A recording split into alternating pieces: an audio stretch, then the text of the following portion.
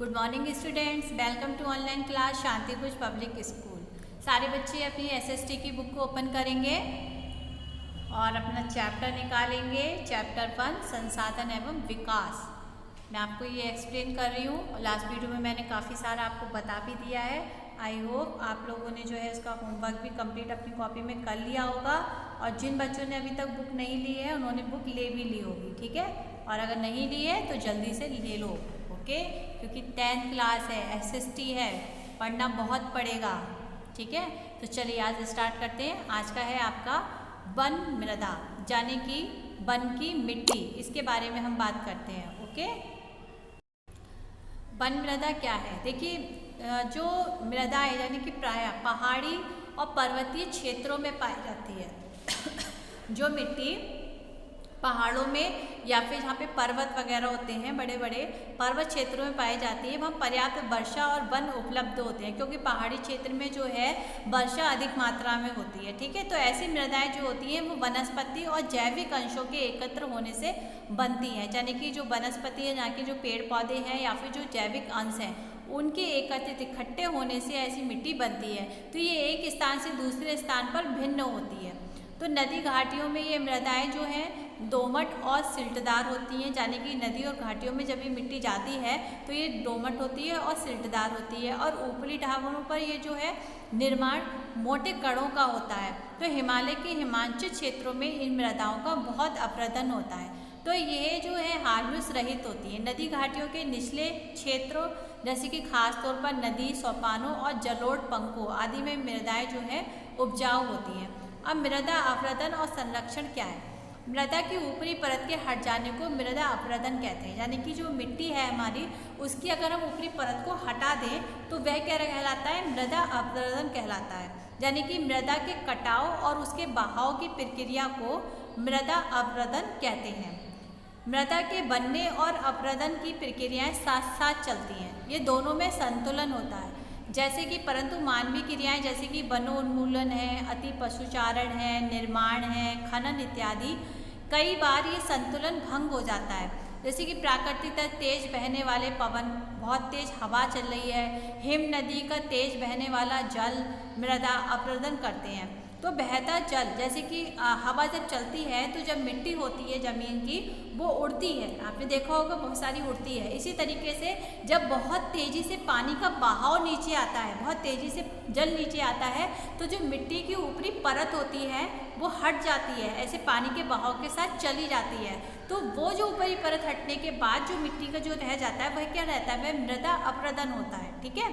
तो यहाँ पर जो है बहता जल मृत्तिका युक्त मृदाओं को काटते हुए गहरी बहिकाएं बनाता है। आपने देखा होगा जब बहता हुआ जल जाता है तो ऊपर की जब मिट्टी हट जाती है तो वहाँ पे मिट्टी में गहरे गहरे से गड्ढे टाइप के हो जाते हैं, है ना, बहिकाएं बनाता है, जिन्हें अभिनलिकाएं कहते हैं। जो मिट्टी में गहरे गहरे से गड्ढे टाइप के हो जाते हैं और बह जाता है तो उसको जो गड्ढे होते हैं उनको अवनलिकाएं कहा जाता है। ऐसी भूमि जोतने योग्य नहीं रहती, इसे जो है उत्खात भूमि कहते हैं। क्या कहते हैं? उत्खात भूमि कहते हैं। ये इम्पोर्टेंट है, ये आपको अपना ध्यान रखना है, ओके। तो ये प्राकृतिक तत्व यानी कि चंबल बेसिन में ऐसी भूमि को खंड भूमि कहा जाता है, ओके। एक मिनट में पेन ले लेती हूँ। हाँ, तो इसको जो है चंबल कहा जाता है, ये आपका इम्पोर्टेंट है। तेज बहाने वाली भवन भूमि और तेज बहने वाले को अपरदन कहते हैं, और ये उत्खात भूमि कहते हैं, ठीक है। इसको आप नोट डाउन करिएगा। और चंबल बेसिन में इसी भूमि को खंड भूमि कहा जाता है, ठीक है। अब यहाँ पे ऑब्जेक्टिव क्वेश्चन में आ सकता है कि चंबल बेसिन भूमि को क्या कहा जाता है? तो इसको खंड भूमि कहा जाता है, ठीक है। कई बार क्या होता है, जल फैलाव क्षेत्र को ढके हुए ढाल के साथ नीचे की ओर बहता है। ऐसी स्थिति में इस क्षेत्र की ऊपरी मृदा जो है घुलकर जल के साथ बह जाती है। अब क्या होता है, जब जल ऐसे आता है तो वह कर जाता है, लेकिन जल जब मिट्टी को देखते हुए ऐसे नीचे जाता है तो जो मिट्टी ऊपर होती है वो उसी जल में घुल जाती है, ठीक है। तो उस मिट्टी के साथ वह जो जल के साथ बह जाती है। इसे चादर अपरदन कहते हैं। क्या कहते हैं? इसे चादर अपरदन कहते हैं। फिर एक आपका पवन द्वारा मैदान ढालू क्षेत्र से मृदा को उड़ा ले जाने की प्रक्रिया को पवन अवरोधन कहते हैं। पवन यानी कि हवा के द्वारा जब आप देखते हो रेत उड़ती है या फिर मिट्टी उड़ती है, उसको ले जाते हुए आपने देखा होगा मिट्टी उड़ती हुई जाती है, हवा चलती है, आप देखते हो, तो उसको क्या कहते हैं, उसे पवन अवरोधन कहते हैं। तो कृषि के गलत तरीके से भी मृदा अवरोधन होता है। कृषि अगर आपने खेती की है और उसको गलत तरीके से किया है तब भी मृदा अवरोधन होता है। गलत ढंग से हल चलाने पर, ढाल पर ऊपर से नीचे की ओर हल चलाने से बहिकाएं बन जाती हैं जिनके अंदर बहता पानी आसानी से मृदा का कटाव बन जाता है। देखिए ये पिक्चर्स में आपके दिया हुआ है, ये देखिए, ये आपने मिट्टी में ये गलत तरीके से ना फिर नलिका, ये जब पानी का बहाव होता है और पानी जब तेज़ी से जाता है मिट्टी को लेते हुए, तब ये देखिए ये जो गड्ढे होते हैं ना, इनको अवनलिका अवरोधन कहते हैं। और ये मृदा अवरोधन, देखिए जल आया या फिर हवा चली तो ये जो बहाव उड़ रहा है ना, ये जो उड़ रहा है ये देखिए, तो ये क्या है, ये मृदा अवरोधन। ये जो मिट्टी यहाँ की रह गई है ये मृदा अवरोधन हो रही है, ठीक है। तो यहाँ पर जो है ढाल वाली भूमि पर सर्वोच्च रेखाओं के समांतर हल चलाने से ढाल के साथ जो जल का बहाव है वह घटता है, इसे सम्मुख जुताई कहा जाता है। पर्वतीय ढालों वाली भूमि पर सीढ़ीदार खेत बनाकर अवनलिकाएं अवरोधन को रोका जाता है। आपने देखा होगा बच्चों कि पहाड़ी इलाकों पर जो है जैसे कि ये पहाड़ है, ठीक है, अब वहाँ आपने देखा होगा वहाँ पे जो खेती होती है वो सीढ़ी नुमा होती है, इस तरीके से होती है, ठीक है। तो ये सारे उनके खेत होते हैं। तो यहाँ पर क्या होता है, यहाँ पर इन अवनलिकाओं को रोका जा सकता है क्योंकि भाई उससे जो है रोक हो जाती है उन सीढ़ियों की वजह से। तो पश्चिमी और मध्य हिमालय में सीढ़ीदार कृषि काफ़ी विकसित है।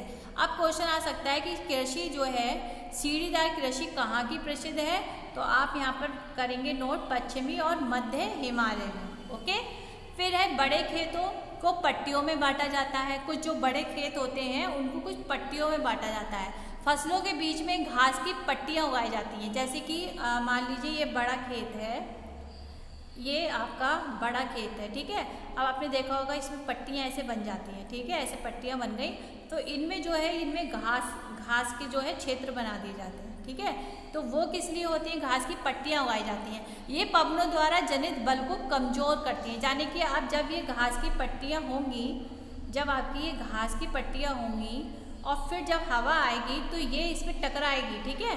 तो जब ये हवा आएगी आपकी, फिर ये इसमें टकराती है तो ये इसको रोकती हैं, इसकी मिट्टी को जो है ले जाने से हवा को रोकती हैं, ओके।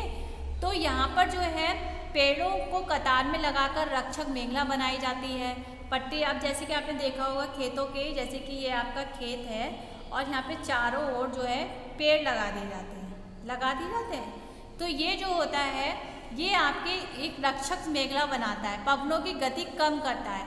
इन रक्षक पट्टियों का पश्चिम भारत में रेत के टीलों के स्थानीकरण में महत्वपूर्ण योगदान रहा है। वनोरोपण या काफ़ी मात्रा में पेड़ों को लगाकर भी मृदा अवरोधन को रोका जा सकता है। अब है आपका भारत के पर्यावरण की दशा। तो यहाँ पे जो है सुखो माजरी गांव और झाबुआ जिले ने एक कर दिखाया, क्या दिखाया कि भूमि निमीकरण प्रक्रिया को बदला जा सकता है। सुखे माजरी में वृक्ष घनत्व सन 1976 में 13 हेक्टेयर था, जो कि 1992 में बढ़कर 1272 प्रति हेक्टेयर हो गया, ओके। फिर आपका पर्यावरण के पुनर्जनन से अधिक संसाधन उपलब्धता कृषि पशुपालन में सुधार के परिणाम स्वरूप आय बढ़ती है और समाज में आर्थिक पर्यावरण के पुनर्जनन से अधिक संसाधन उपलब्धता कृषि और पशुपालन में सुधार के परिणाम स्वरूप आय बढ़ती है, तो समाज में आर्थिक समृद्धि आती है। तो सुख माजरी में सन 1976 से 1984 के बीच परिवारों की औसत आय आमदनी जो थी 10,000 से 15,000 रुपये थी। अब यहाँ पे जो है पर्यावरण की पुनः स्थापना के लिए लोगों द्वारा इसका प्रबंधन बहुत जरूरी है। मध्य प्रदेश सरकार ने लोगों को स्वयं निर्णय लेने का अधिकार दिया और प्रदेश की 29 लाख हेक्टेयर भूमि भारत लगभग 1% क्षेत्रफल को जल विभाजक प्रबंधन द्वारा हरा भरा बना रहे हैं, ठीक है बच्चों। ये था आज का टॉपिक। अब नेक्स्ट वीडियो में मैं आज से आगे का आपको पढ़ाऊंगी, तो सारे बच्चे अपने वर्क को जो है एंड टू एंड कंप्लीट करते चलेंगे अपनी फेयर कॉपी में अच्छे से, ठीक है। अब बात करते हैं होमवर्क की। अब आपको करना क्या है, ठीक है। अब आपको करने हैं ये देखिए ये आपके ये जो चैप्टर है आज आपका फिनिश हो गया है। अब मैं नेक्स्ट चैप्टर से आपको नेक्स्ट वीडियो में पढ़ाऊंगी। तो मैंने सारे क्वेश्चंस आपको अति लघु, बहुविकल्पीय और टिक द करेक्ट सारे हो गए हैं। आज ये विस्तृत क्वेश्चन है जिन पे मैंने टिक लगा दी है। इनको आप अपनी बुक में सर्च करेंगे और अपनी कॉपी में लिखेंगे। सर्च करेंगे, आप रीडिंग करेंगे और जब आप रीडिंग करेंगे तो आपको बहुत सारे ऑब्जेक्टिव क्वेश्चन बिना लर्न करे याद हो जाएंगे, लघु आपको याद हो जाएंगे। विस्तृत आप खुद से सर्च करके लिखेंगे तो उनके जितने भी हेडिंग्स है वो आपको लर्न हो जाएंगे। ठीक है, तो इसलिए चैप्टर को पूरा रीड करिएगा, उनके आंसर को सर्च करिएगा, उससे आपको काफ़ी हेल्प मिलेगी अपनी तैयारी में। ठीक है, तो चैप्टर को रीड करके उनके क्वेश्चंस को आप सर्च करके लिखेंगे। ये क्वेश्चन मैंने आपको विस्तृत क्वेश्चन है, इसमें आपको 1, 2, 5 एंड 6, 7, 8 ठीक है, ये क्वेश्चंस आपको अपनी कॉपी में करने हैं। ओके, तो सारे बच्चे जल्दी से अपनी बुक को लेकर अपने काम को कंप्लीट करेंगे। तो चलिए मिलते हैं नेक्स्ट वीडियो में नेक्स्ट चैप्टर के साथ। तब तक के लिए बाय बाय।